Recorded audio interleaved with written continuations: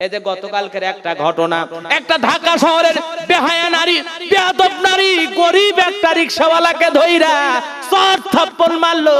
যে একটা গরিবের বুকে চট থাপ্পড় মারে, যে একটা গরিবের বুকে লাথি মারে, এ মহিলা হতে পারে না, এ তো হলো সমাজের ডাইনি। কথা বলেন ঠিক না বেঠিক? এই যুবক, এই ফেসবুকে দেখো না একটা মহিলা, দেখেন না, দেখেন নাই? গতকাল থেকে ফেসবুক ভাইরাল করে ফেলে দিল, ঢাকা শহরের একজন নারী একটা গরিব রিকশাওয়ালাকে মারলো। এর প্রতিবাদ একজন মুরব্বী বাবাজি করতে আসলো, তাকে ওই মহিলা ধমক দিয়ে থামিয়ে দিল, তাকেও মারলো। আজকের সমাজের বাস্তবতা তাই, নারীরা দিন দিন বেহায়া হয়ে যাচ্ছে। একজন রিকশাওয়ালার গায়ে হাত তুলতে একজন নারীর মায়া হলো না। ও নারী না, ও নারী জাতির কলঙ্ক, কলঙ্ক, কলঙ্ক। তারা আবার দল করে, যেই দলেরই হোক, আমার বলার দরকার নাই, রাগ করেন নাকি? তোমার মতো মহিলা যদি এলাকার নেতা হয় তো ইবলিসকে আর ভাড়া করা লাগবে না, তুমি তো ইবলিস। কথা কন না কেন? একটা গরিব রিকশাওয়ালা যাবে না, ওরে থাপ্পড় মারো। ও গরিব মানুষ, পেট্রোল চালায়া কত কষ্ট করে ঘাম জড়াইয়া 2 টাকা রোজগার করে, তারে তুমি মারো। বেয়াদব নারী। কথা কন।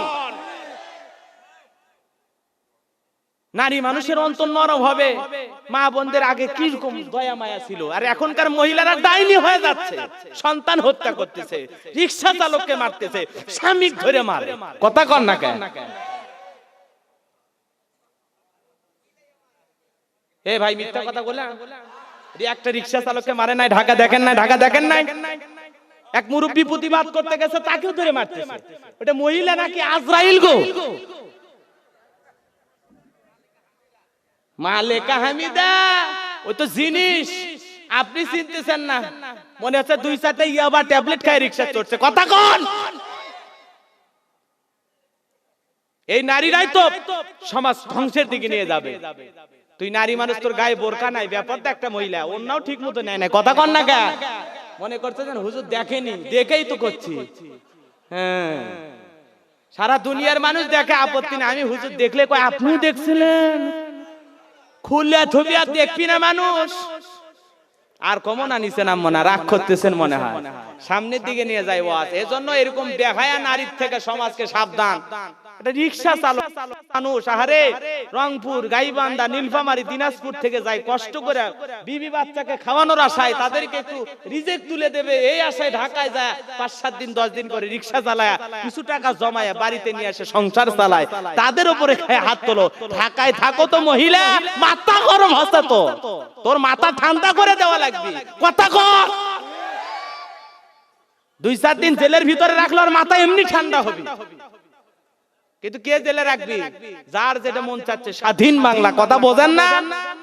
স্বাধীন বাংলা, যে যার মতো চলতেছে। আজকে সমাজে যে যত খারাপ কাজ করবে তারই তো তত দাম বেশি।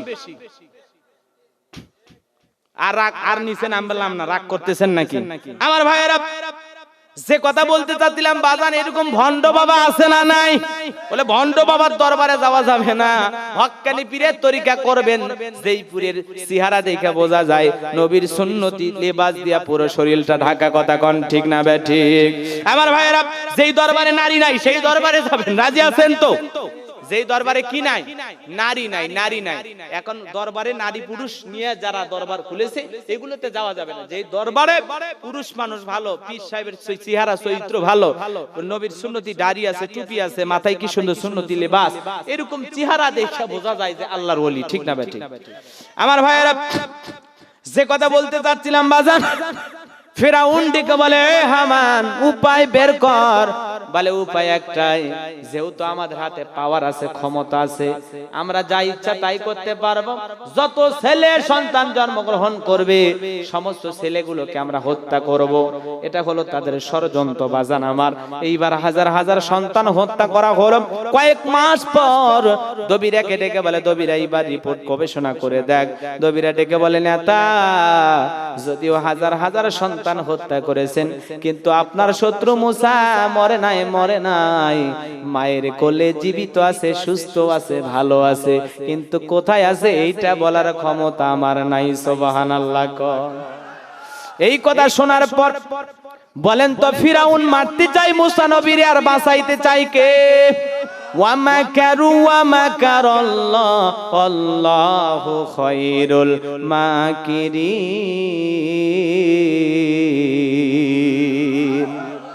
বাজান গো আমার, ভালো করে বোঝার চেষ্টা করবেন, যুগে যুগে আল্লাহর সাথে দিয়েছে যারা পাল্লা, তারা হারিয়েছে কাল্লা। জোরে বলবেন না সুবহানাল্লাহ। বর্তমানে যারা দিবে আল্লাহর সাথে পাল্লা, ওরাও একদিন হারাবে তাদের ঘরের কাল্লা। চিৎকার মেরে বলেন না সুবহানাল্লাহ। আমার ভাইয়েরা, এইবার ফিরাউন ডেকে বলে, এই সেনাবাহিনী কই গেলি, যা যা, পুরো এলাকাতে তল্লাশি চালা, চিরুনি অভিযান চালা, যে জায়গায় ছোট মুসারে পাবি সেই জায়গায় হত্যা করবি। এইবার ভাইয়েরা আমার, ঘুরতে ঘুরতে মুসা নবীর বাড়ির দিকে রওনা করেছে। মুসা নবীর বড় বোন নাম তার মরিয়ম, ডেকে বলে, মা, ওই যে ফিরাউনের সেনাবাহিনী আসে মা, আর বুঝি ভাইকে বাঁচানো গেল না মা, ভাইকে তুই কোথায় লুকিয়ে রাখবি?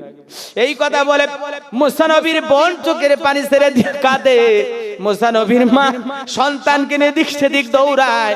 কে জানে হামের মাধ্যমে আওয়াজ দেয়, বলে, মুসার মা, তোমার জ্বলন্ত চুলার ভিতরে তোমার ছেলেকে ছেড়ে দাও, কথা দিলাম গো, আবার তোমার ছেলেকে তোমার কোলে ফেরাইয়া দেব। ডেকে বলে, মুসার মা, জ্বলন্ত আগুনে তোমার সন্তানকে ছেড়ে দাও। মুসা নবীর মা দেরি করলো না, জ্বলন্ত আগুনের ভিতরে পয়গাম্বরকে ছেড়ে দিল। ফেরাউনের সেনাবাহিনী পুরো বাড়ি তল্লাশি চালাইলো, কোথাও কোনো সন্তান না পেয়ে চলে গেল। মুসা নবীর বাবা দুইটা চোখের পানি ছেড়ে দিয়ে বলে, মুসার মা, কি সর্বনাশ করলি, জ্বলন্ত আগুনে ছেলেরে ছেড়ে দিলি। ওই জালেমেরা যদি মুসারে হত্যা করত, তবু ছেলের লাশটা বুকের সঙ্গে জড়াইয়া ধরে কাঁদতে পারতাম, কিন্তু আমার মন সাক্ষী দেয়, আমার মুসা হয়তো বা জ্বলন্ত আগুনে পুইরা কয়লা হয়ে গেছে। এই কথা শুনে মুসা নবীর মাও কান্দে, বাবাও কান্দে। বলেন তো, মুসা নবীর মা বাবার অন্তরে দয়া মায়া আছে? আমাদের মা বাবার অন্তরে বুঝি দয়া মায়া নাই? জোরে বলেন, আছে না নাই? বন্ধুগণ আমার, অনেক লম্বা কথা বাজান গো আমার, লম্বা করার সুযোগ নাই। আল্লাহ রাব্বুল আলামিন ডেকে বলেন, ওয়াকাদা রাব্বুকা আল্লা তা'বুদু ইল্লা ইয়াহু ওয়া বিল ওয়ালিদাইনি ইহসানা। আমি আল্লাহর ইবাদত করো, কাউকে শরীক করো না।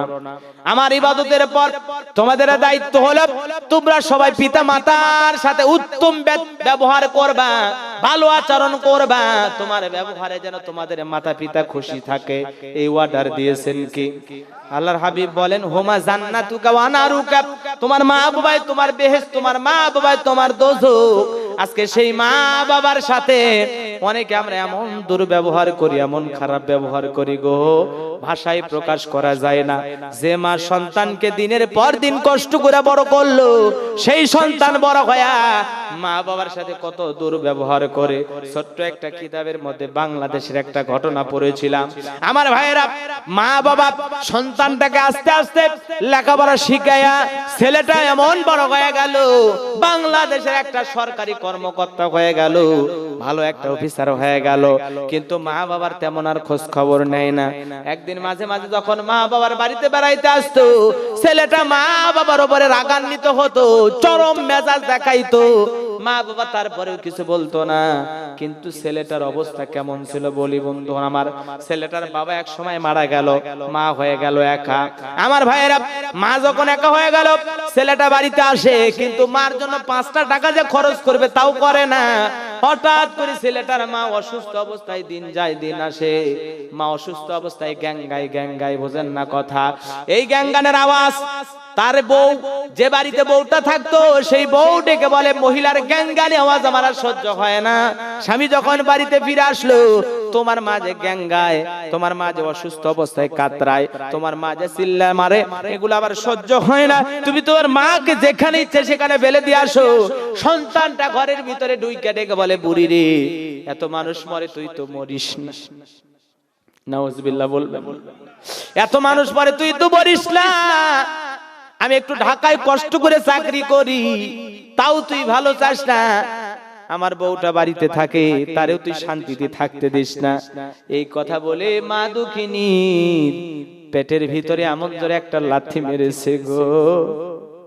মা দুঃখিনী চিৎকার বেড়ে উঠেছে, আল্লাহ বলে ডাক দিয়েছে, ওই জালেম সন্তান যখন মার পেটে লাথি মেরেছে, মা ডেকে বলে সোনা মানিক রে, যেই পেটে তুই লাথি মারলি বাবা, এই পেটের ভিতরে আমি মা তোরে 10 মাস 10 দিন তাই দিয়েছিলাম বাবা।